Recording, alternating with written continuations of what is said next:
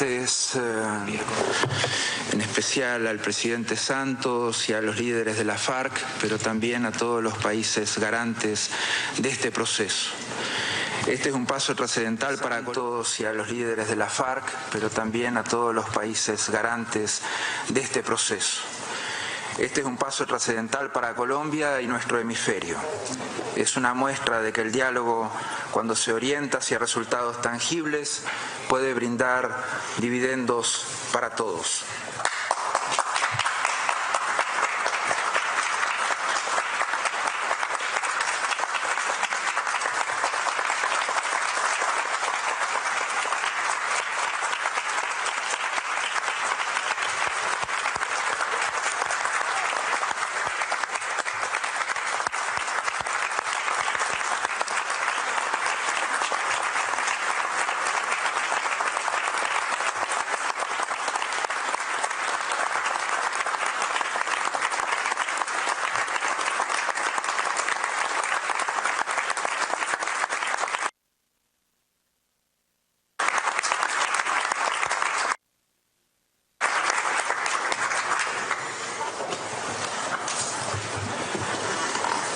Virtud. Ese es el principio que anima a la organización. La justicia es la principal y la primera virtud de las instituciones sociales, como se ha dicho, ya desde Platón.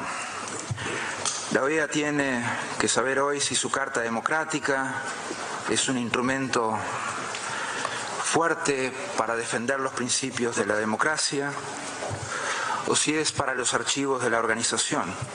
Ustedes definitivamente tienen la palabra.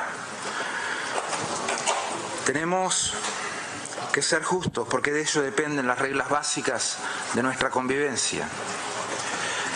Debemos partir de la decisión que se tome hoy para ser responsables respecto a lo que entendemos que debemos ser como miembros de las comunidades políticas, por lo que la dimensión social de la justicia como virtud es la mejor forma de construir convivencia y coexistencia.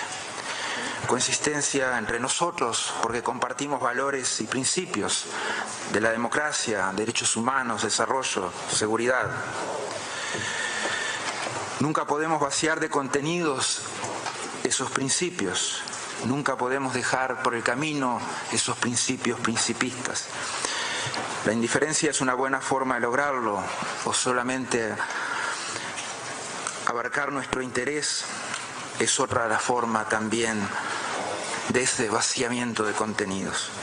Debemos ser justos porque se lo debemos a Venezuela y se lo debemos a la historia de nuestro continente, que ha estado signada por actos de injusticia, de indolencia y de impunidad, actos por los que todavía pagamos, heridas que todavía están abiertas y que de muy poco a poco vamos empezando a cicatrizar con memoria, verdad y justicia y no repetición. Hace poco tuvimos que desandar la historia por un acto de injusticia que fue cometido por la votación de la Asamblea de la OEA en abril del 65 con la validación de la invasión de República Dominicana. Hoy podemos trabajar para que esa justicia emane naturalmente de nosotros. Tenemos por delante un trabajo importante. Tenemos para adelante el hecho de concentrarnos y focalizarnos en el problema de fondo que Venezuela, los venezolanos enfrentan cotidianamente. Cada uno de los problemas aquí expuestos procuran dar un marco de trabajo para este tema, pero con el mejor sentido, con el sentido más constructivo.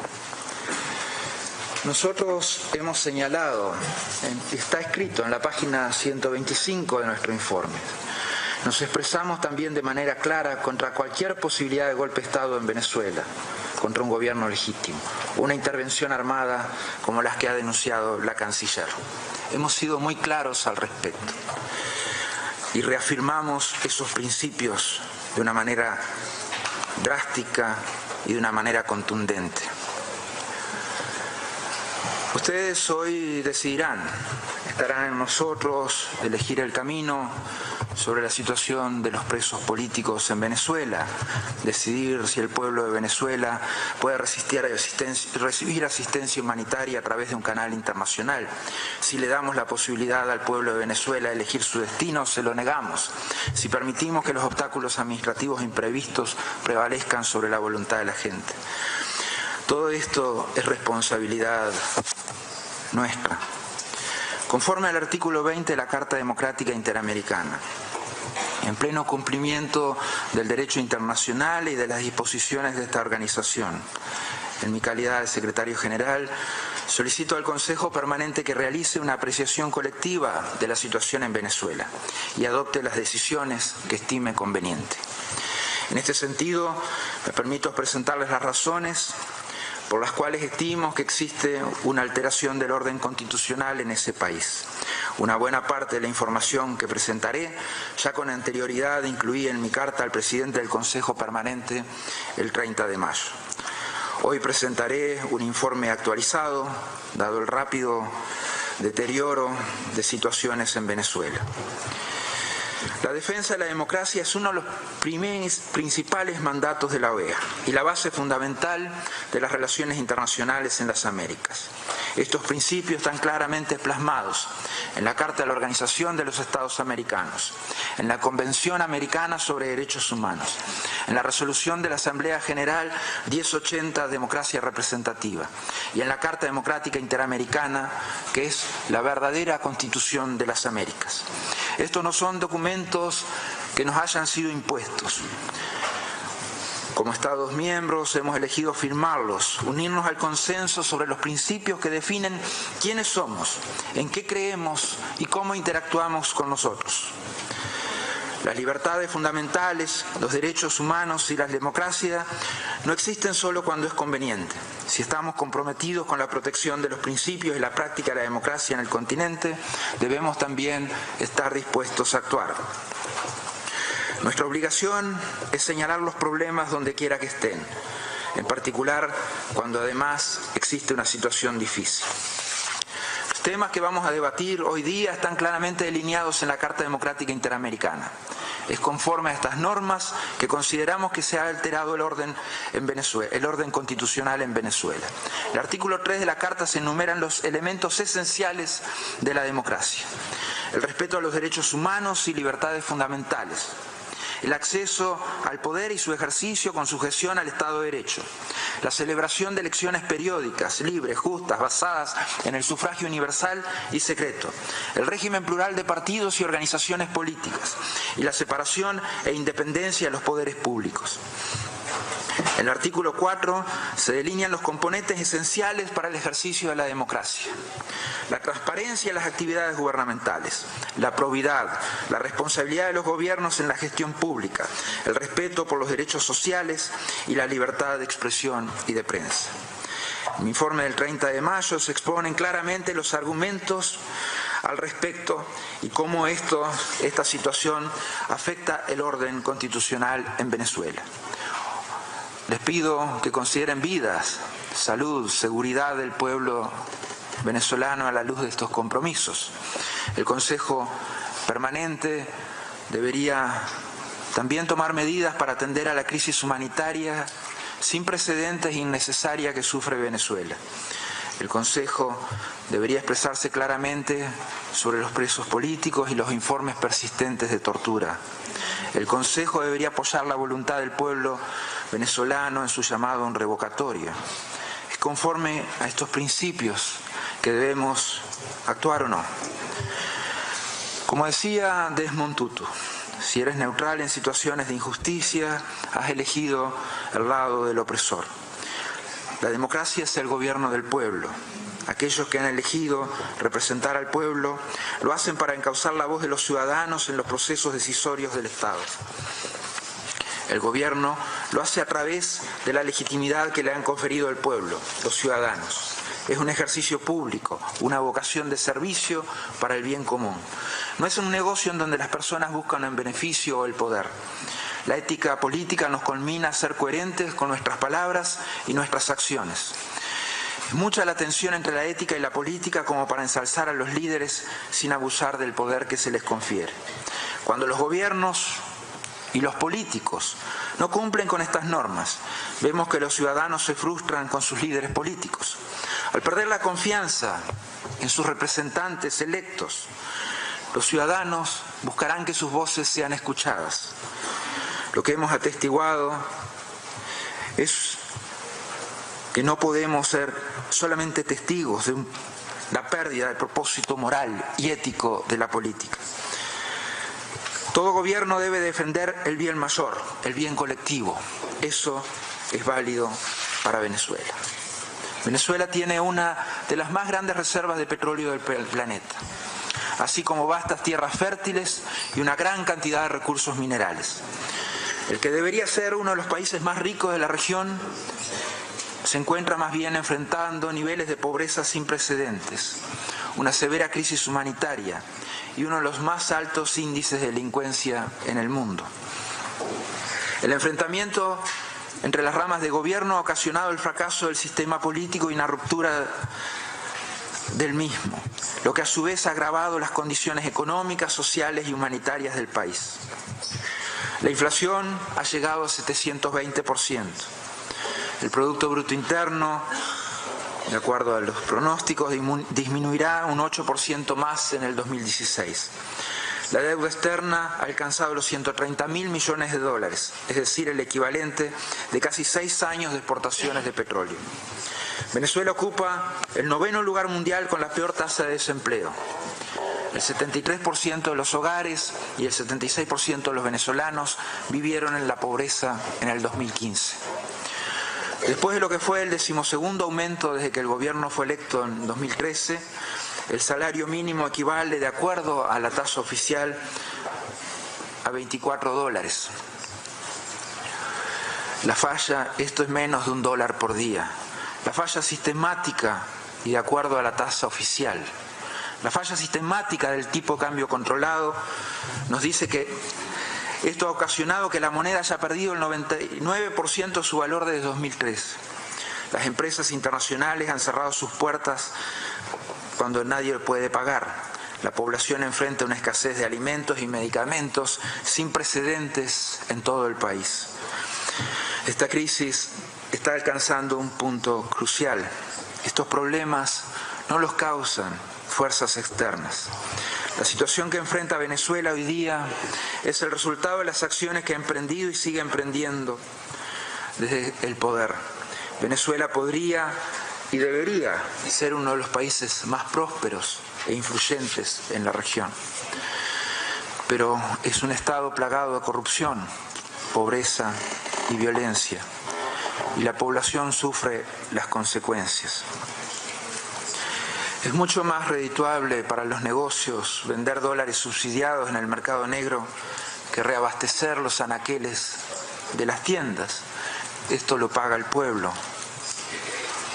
La escasez de alimentos e insumos alcanzó el 82.8% en enero de este año. Desde 2003, más de 150 productos alimenticios han sido puestos en la lista de precios fijos que ha establecido unilateralmente el Poder Ejecutivo. En principio, los aumentos en los precios iban a la par de la inflación. Sin embargo, desde 2007 la brecha entre costos de producción y precios fijos ha crecido exponencialmente y en consecuencia muchos negocios han debido cerrar sus puertas.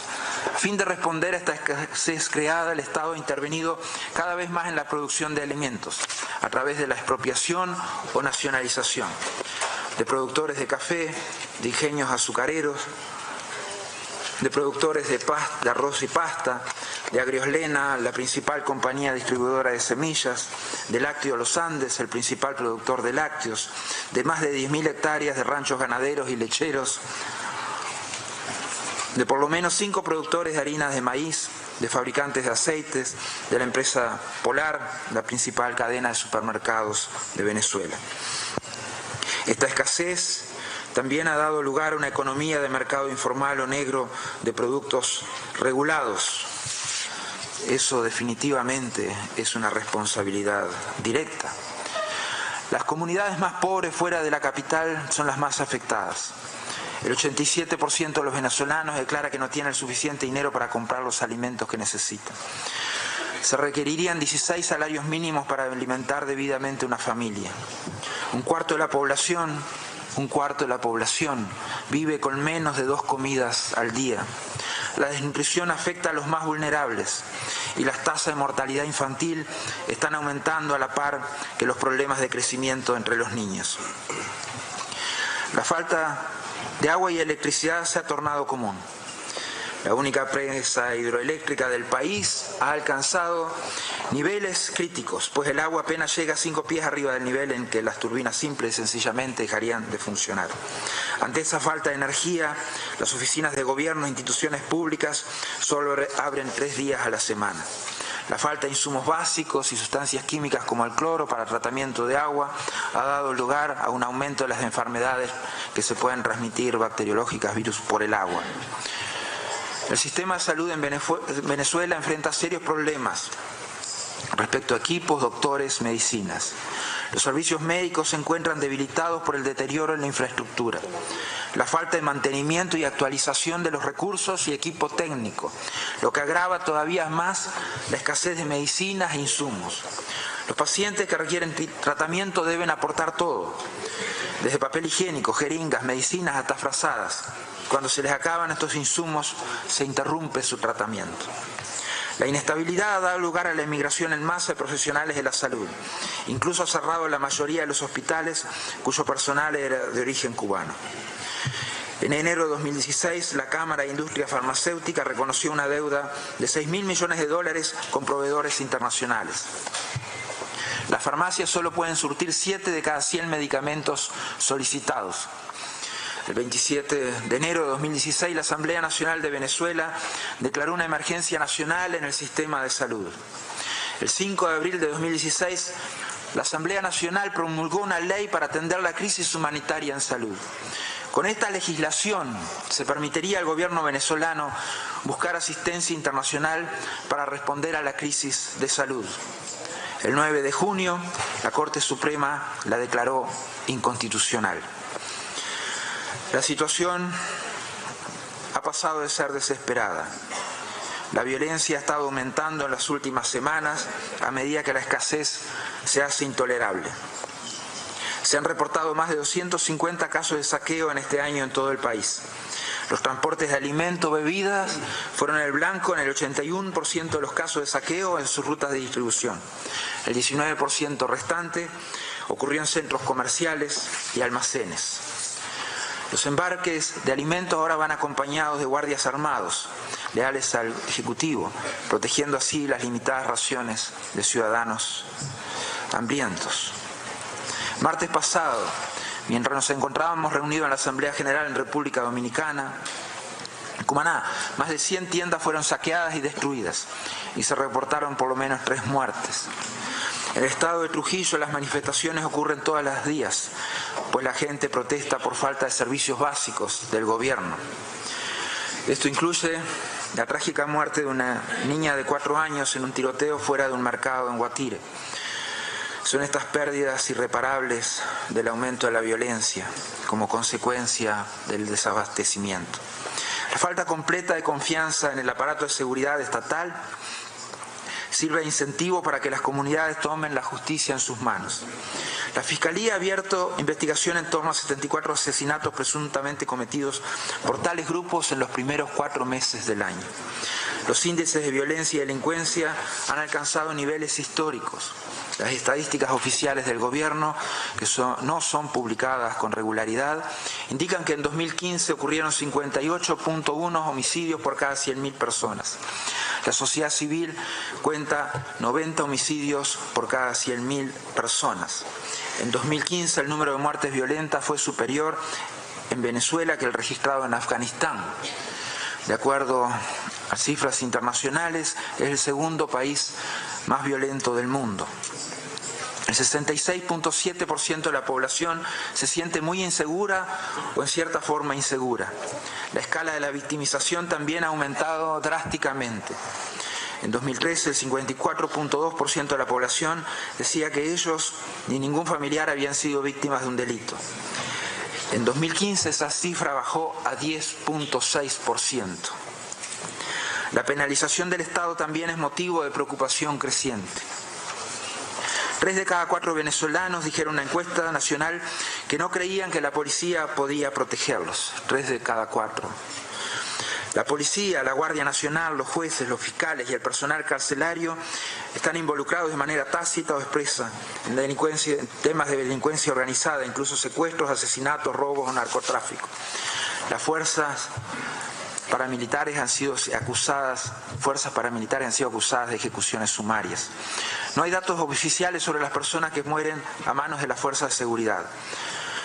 En los últimos 4 años, sí, podemos decir, 1.320 integrantes de fuerzas policiales y militares murieron. De ellos, 75% no estaban de servicio en el momento de su muerte. Este año ya se han notificado más de 109 muertes de integrantes de fuerzas policiales y de seguridad. Es un estado perpetuo de lucha civil y violencia. El colapso de una gestión de gobierno responsable y efectiva se ve exacerbado por la corrupción endémica. Un estudio reciente de la Comisión Permanente Contraloría de la Asamblea Nacional suscitó preocupación por cifras de 69.000 millones de dólares involucrados en temas que podrían estar involucrados en temas de corrupción. 12 exintegrantes del gabinete del difunto presidente Hugo Chávez, todos mis respetos, han presentado quejas por la desaparición de ingresos derivados del petróleo del orden de 300.000 millones de dólares. La Transparencia Internacional clasifica a Venezuela en el lugar 158 entre 168 países evaluados en lo que se refiere a la corrupción. Es la posición más baja en el continente americano. Los países que están por debajo, es decir, Somalia, Corea del Norte, Afganistán, Sudán, Irak, son regímenes ilegítimos o países afectados, devastados por guerras prolongadas. El gobierno ha perdido la confianza del público, con 75% de los venezolanos considerando que hay hoy corrupción generalizada. Los derechos civiles y políticos son una clase de derechos que protegen las libertades individuales. Garantizan la participación de la persona en los procesos de adopción de las decisiones que las afectan, sin discriminación y sin represión.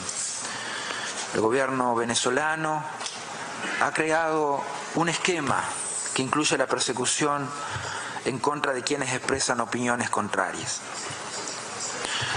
Hay prensa libre cuando la prensa realiza una sana cobertura de las noticias políticas. Se garantiza la seguridad de los periodistas y la prensa está protegida de presiones jurídicas o económicas indebidas. En Venezuela, los medios de comunicación dependientes son sujetos regularmente a procedimientos penales y administrativos, a la prohibición de viajar, a censura indirecta y al acoso. Los persiguen por publicar noticias o artículos con una óptica crítica.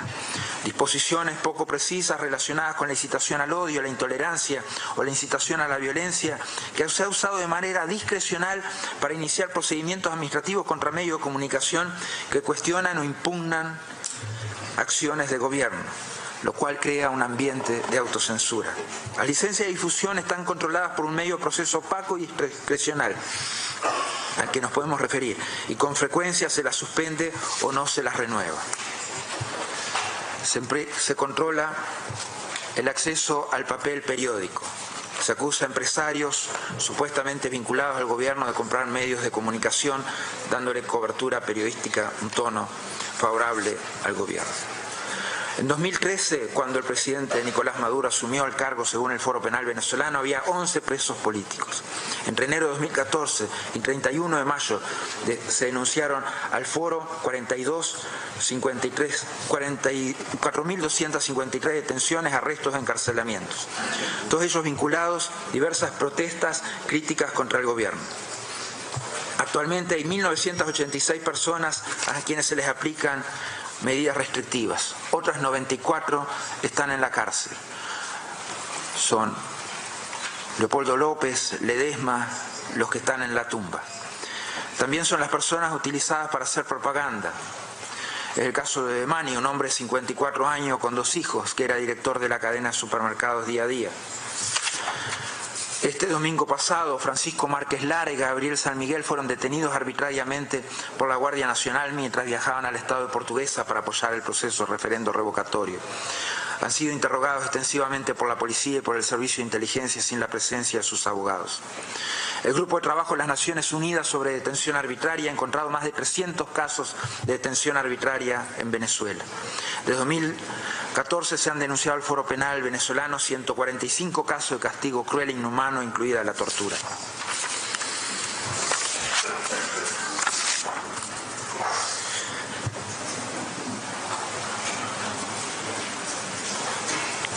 La función misma del gobierno se ha incumplido. La separación de poderes es uno de los elementos fundamentales de la democracia.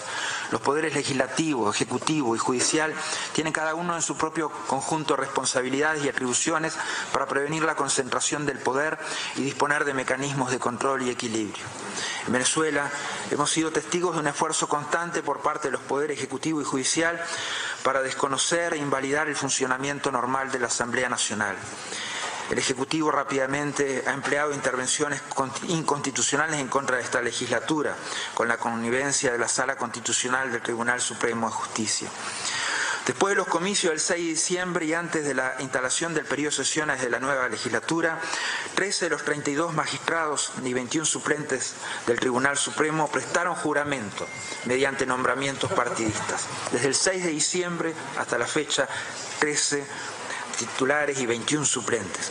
Como resultado de una cadena de decisiones posteriores, el Tribunal Supremo ha adoptado un modelo de bloquear cada ley promulgada. Estas resoluciones han incluido una serie de decisiones para impedir que 3 diputados ocupen sus escaños y así reducir la mayoría calificada de la oposición a una mayoría simple.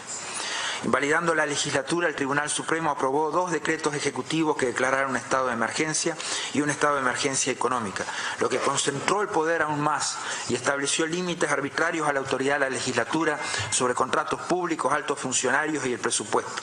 Estos decretos ejecutivos también se han prorrogado 2 veces. Por último, el Tribunal Supremo pidió un fallo oficial el 14 de junio para restringir la facultad de la Asamblea Nacional, pues afirma que está extralimitando al pretender usurpar funciones del Ejecutivo. Se ha disparado este activismo del Tribunal Supremo. Desde febrero a marzo del 2016, comparado con el 2015, se pasaron de 2 casos a 252. Entre el 5 de enero y el 24 de mayo se registraron 9 apelaciones. Todas las decisiones se han dispuesto a favor del Ejecutivo. Estos ejemplos muestran claramente falta de independencia del Poder Judicial. El sistema de la democracia ha fracasado. El Poder Judicial ha sido cooptado en la gran mayoría de sus decisiones. Más del 60% de los jueces de los tribunales de primera instancia pueden ser destituidos de sus cargos, sin el debido proceso, si una comisión del Tribunal Supremo así lo decide. A su vez, la falta misma de credibilidad en el Poder Judicial desalienta a los candidatos calificados. En una encuesta reciente, solamente el 31% de las personas respondieron tener un grado de confianza en su sistema nacional de justicia. La legitimidad de un gobierno requiere la confianza de su ciudadanía. En 1999, el entonces presidente Hugo Chávez consagró la figura del referendo revocatorio en la Constitución de Venezuela como un vehículo para asegurar la democracia participativa y protagonista. Este proceso está previsto en la Constitución. En Venezuela, todos los cargos y magistraturas de elección popular son revocables. En el artículo 72 señala que se puede convocar a un referendo revocatorio transcurrida la mitad del periodo para el cual fue elegido el funcionario o funcionaria. Si el referendo da como resultado revocación del presidente durante los primeros 4 años, entonces se procederá a una nueva elección universal y directa entre los 30 días consecutivos siguientes. Si el plebiscito se llevara a cabo después de los primeros 4 años, el vicepresidente ejecutivo asumirá la presidencia durante el periodo restante. Debido a la falta de claridad en el proceso, incluso es imposible confirmar estas fechas. Para activar el proceso revocatorio se requieren las firmas del 1% de los electores que soliciten un referendo. Luego esa activación tiene que ser apoyada por lo menos por el 20%. Si la Junta Nacional puede verificar los resultados, el Consejo Nacional convoca el referendo. Para revocar el mandato presidencial, la tasa de participación electoral debe ser superior al 25%. Nadie está por encima de la Constitución. Se han expresado numerosas quejas sobre intentos deliberados en demorar activamente el proceso, incluso este último de verificación de firma, aparte de lo que está contenido en el informe. Demoras en la entrega de las planillas requeridas para reunir el 1% de las firmas, retraso en la verificación y validación del 1%, creación de 4 requisitos nuevos de digitalización, verificación, transcripción y auditoría, amenaza de difundir públicamente los nombres de quienes firmen en favor del referendo. La coalición de la oposición ha presentado más de 10 veces la cantidad necesaria. El proceso de validación recién se inició esta semana. Adicionalmente, 4 de los 5 miembros del CNE pertenecen al partido de gobierno. Como hay disposiciones claras que no han sido cumplidas, incluso la cantidad de máquinas que deben estar a disposición de los ciudadanos para las firmas. Esa disposición definitivamente ha sido violada y la cantidad de máquinas es 5 veces menor que la que debería existir. El objetivo hoy no es castigar ni sancionar a Venezuela.